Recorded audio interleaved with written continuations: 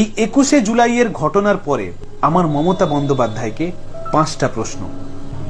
১, voter কার্ডের দাবিতে আপনি নির্বাচন কমিশনে না গিয়ে সেদিন কেন মহাকরণ অভিযানের ডাক দিয়েছিলেন?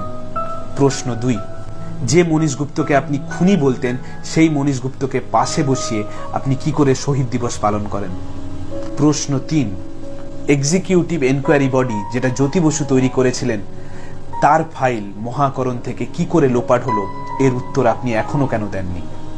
প্রশ্ন ৪, কমিশনের রিপোর্ট অনুযায়ী আপনি এখনো কেন দোষীদের শাস্তি দেননি? দোষীদের নামগুলো এখনো আপনি কেন প্রকাশ্যে আনেননি?